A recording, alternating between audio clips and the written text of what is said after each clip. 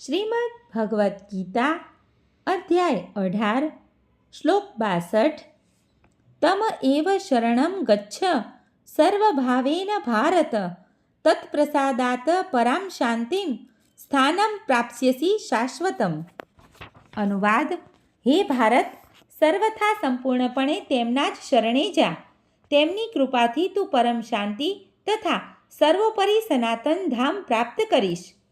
ભાવાર્થ: જીવાત્મા એ જીવમાત્રના હૃદયમાં વસતા પૂર્ણ પુરુષોત્તમ પરમેશ્વરના શરણે જવું જોઈએ અને તેનાથી તેનો ભૌતિક જગતના સર્વ સંતાપોમાંથી છુટકારો થશે. આવી શરણાગતિથી તે આ જીવનમાં સર્વ દુઃખોમાંથી મુક્ત થશે. એટલું જ નહીં, પરંતુ અંતે તે પરમેશ્વરના સાનિધ્યમાં પહોંચી જશે. વૈદિક સાહિત્યમાં દિવ્ય જગતનું વર્ણન કરવામાં આવ્યું છે. તદ વિષ્ણોઃ પરમ પદમ. સમગ્ર સર્જન ઈશ્વરનું રાજ્ય છે.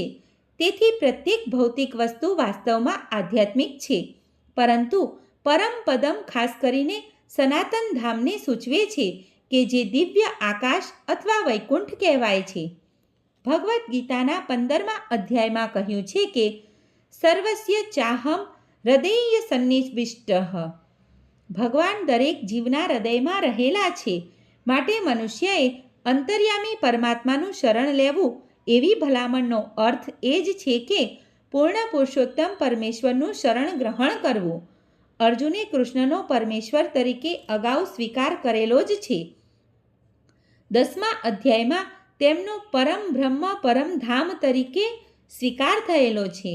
અર્જુને કૃષ્ણને પૂર્ણ પુરુષોત્તમ પરમેશ્વર તથા સમસ્ત જીવોના પરમ આશ્રય તરીકે માનેલા છે.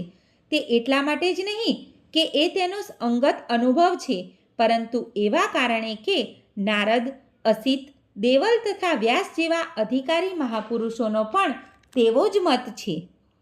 સર્વે મિત્રોને દીપ્તિ જોશીના જય શ્રી કૃષ્ણ.